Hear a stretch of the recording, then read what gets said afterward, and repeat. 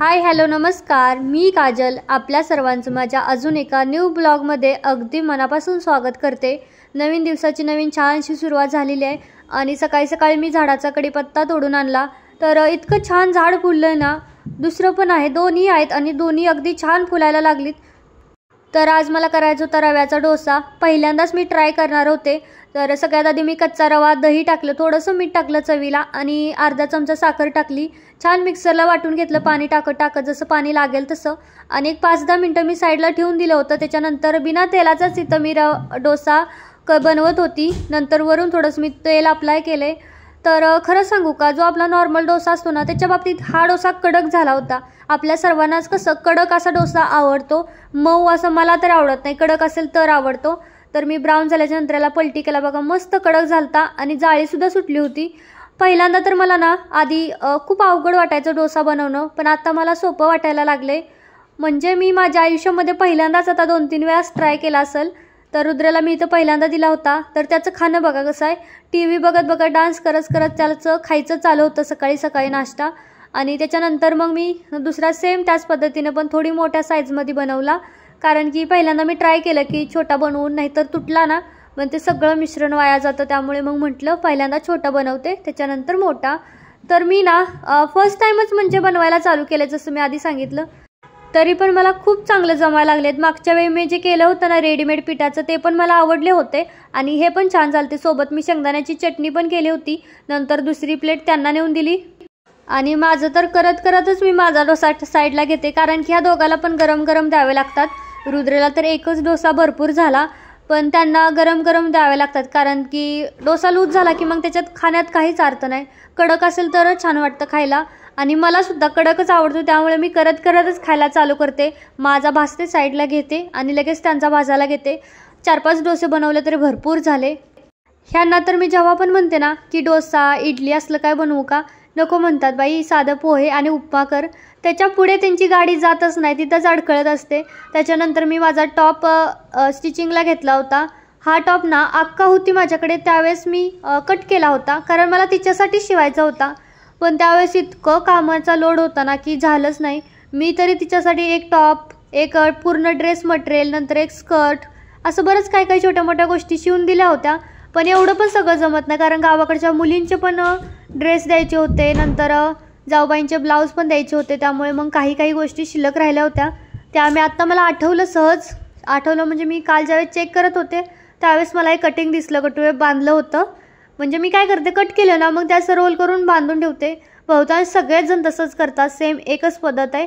तर मी पण तसंच बांधते। मग मी चेक केलं की हां हे तेच दिसते, मग मी स्टिचिंगला घेतलं लगेचच, कारण म्हटलं चला डेली यूजसाठी तरी होईल ना। असं बाहेर पण एखाद दिवस होतच जायला, आपण स्कूलमध्ये जातो, बीचला जातो, तेव्हा पण छानच वाटतात हे टॉप। तर असा रेडी झाला होता। पण नंतर तुमच्या सर्वांच्या बऱ्याच कमेंट आल्या की फ्रिलवाली किंवा अम्ब्रेला बाही लाव। तर मी तशीच बाही नंतर लावलेली आहे, पण ते तुम्हाला नंतर दुसऱ्या व्हिडिओमध्ये दाखवेन। आणि सिंपलही लावली आणि तीही लावली, पण आता आधी मी थोडे दिवस एक वापरणार, पुन्हा दुसऱ्या दिवस दुसरी वापरते, असं करते। तसं मला एडिटचा खूप नाद आहे, कोणत्याही ड्रेसला मी एडिट करून यूज करते, कारण माझे तर कपडे ना खराबच होत नाही।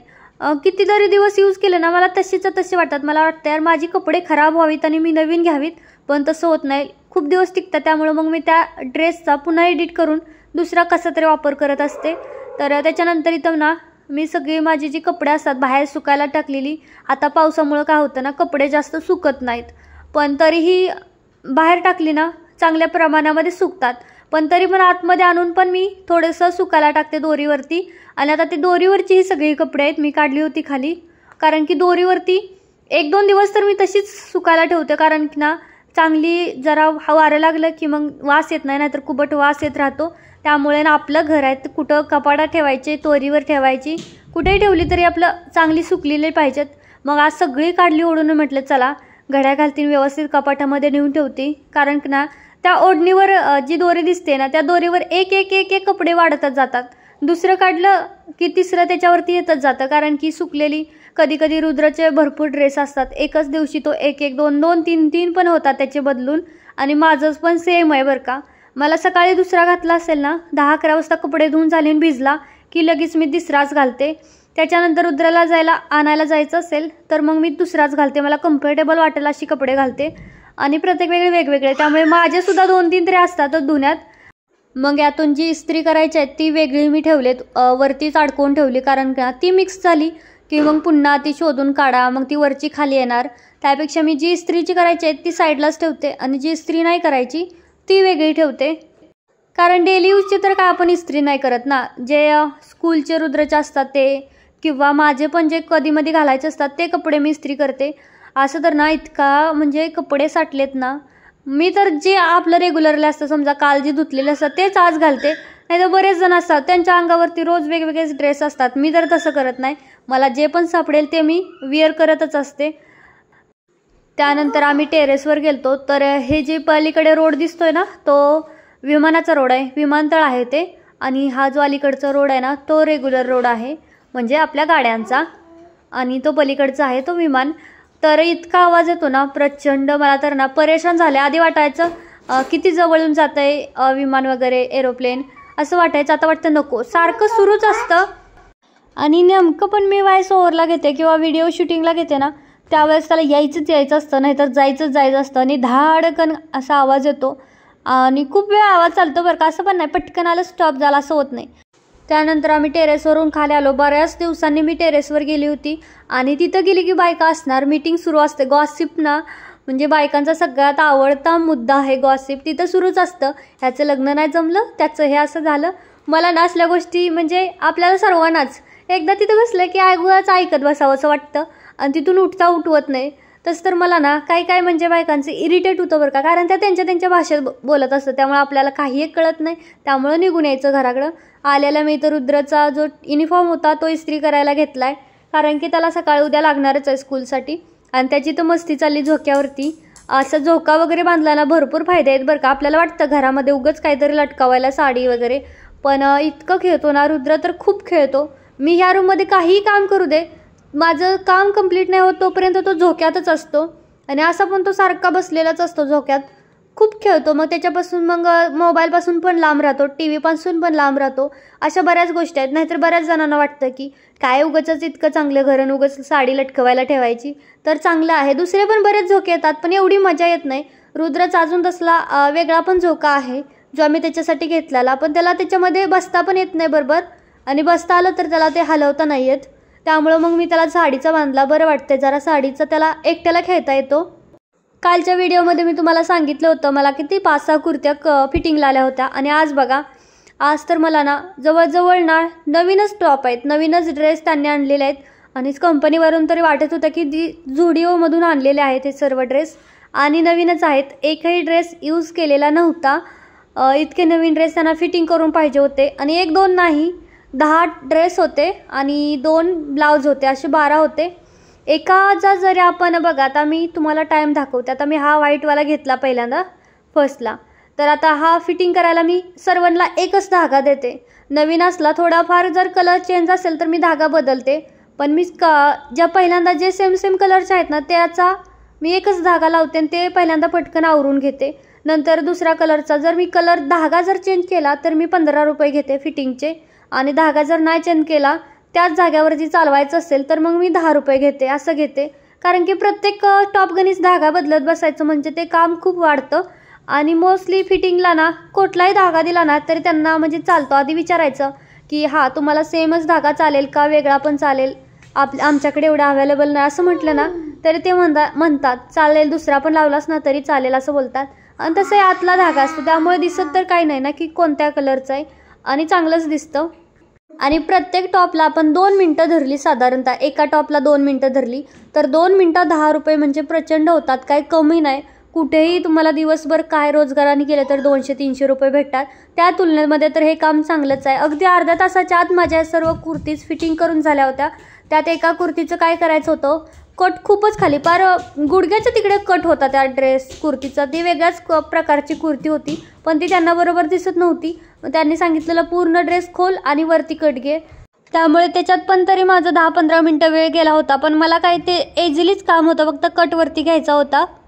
तर मी आता जेव्हापासून शिलाईचं काम करायला लागले ना तेव्हापासूनचा माझा एक अनुभव मी तुमच्यासोबत शेअर करते. कारण की तुमच्यापैकी पण बऱ्याच जण आता बाहेरचे कपडे शिवाय टाकतात, त्यावेळेस आपण काय करतो, आपला मापाचा ड्रेस किंवा टॉप देतो. माझ्याकडे पण आता मागच्या आठवड्यामध्ये एक ब्लाऊज शिवायला आला होता आणि तो मोठ्या साईजचा ब्लाऊज होता. मोठ्या म्हणजे जवळपास मी सांगितलं होतं त्यावेळेस 48 साईज होती. आणि जाड माणसांचं कसं असतं, घाम त्यांना खूप जास्त येतो आणि ती कपडे एकदा यूज केली ना दुसऱ्या दिवशी यूज करण्याच्या लायकीची राहतच नाही. खूप घाण असा वास यायला चालू होतो त्याच्यातून. ज्यावेळी मी त्या ब्लाऊजची मापं घेत होती किंवा मी कटिंग करत होती किंवा फिटिंगला वगैरे तो ब्लाऊज घेतला माझ्याजवळ, मला इतका घाण वास येत होता ना त्या ब्लाऊजचा, असं वाटलं नकोच, म्हणजे मापच घ्यायला नको, असं अंदाजे फिटिंग करावा, इतका घाण त्या ब्लाऊजचा वास येत होता. त्यामुळे कधी पण आता त्यांनी पण तो न धुता कपाटात ठेवला, म्हणजे त्यांनी देताना मला कपाटातून काढूनच दिला, मी बघितलं होतं, पण तसा ठेवला. असं नाहीच करायला पाहिजे खरं तर. आपण सर्वांनीच, असं नाही की मी करते किंवा तुम्ही करता असं नाही, पण नाही केलं पाहिजे. इतका म्हणजे मला प्रचंड वास येत होता, मला वाटत होतं तो नकोच ब्लाऊज शिवायला. त्यामुळे कधी पण असं देताना आपलं उगाच समोरच्यानं आपल्याला वाईट साईट काय बोलू नये म्हणून मग आपली कपडे नीट ठेवायची. किंवा देताना आपलं घरात कसंही चालतं, तुम्ही धुवा नका धुवू काही टेन्शन नाही, पण ज्यावेळेस आपण बाहेरच्यांना देत असतो, बाहेरचं बघणार हा याच्यात काय काय केलं आहे, म्हणजे आपण बघणार की धुतलाय का नाही, किंवा सहज समजतं यार वास येतोय, सहज समजतं की किती घामाचा वास येतोय आणि तो याच्या आधीच धुवायला पाहिजे होता. खूप विचित्र असं म्हणजे वाटतं. त्यामुळे सगळ्यांनी तेवढी एक गोष्ट लक्षात घ्यायलाच पाहिजे. आता असं नाही म्हणता येणार बरं का की त्यांचा खराब आहे म्हणजे माझा चांगला असेल, असं मी अजिबात म्हणणार नाही. माझ्या पण कधी कधी चुका होतात आणि तुम्ही सगळेजण मला दाखवूनच देता की हां तुझं हे चुकलं. उलट चुका सांगणारे खूप कमी असतात, पण त्या चुकांवर मी पांघरून घालणारे, हा हे छान आहे हे छान आहे असं म्हणणारे बरेच असतात. उलट जे चुका सांगतात ना तीच म्हणजे चांगली माणसं असतात असं माझं तर म्हणणं आहे. त्यामुळे प्रत्येकाला त्याची चूक असेल तर दाखवली पाहिजे. काही चांगलं केलं असेल तर त्याला सांगितलं पाहिजे, हां तू हे चांगलं केलं आहे, म्हणजे त्याला पुढचं नेक्स्ट स्टेप काहीतरी करण्यासाठी थोडंसं प्रोत्साहन मिळेल आपल्या बोलण्यामुळे, किंवा त्याला काहीतरी करावंसं वाटेल.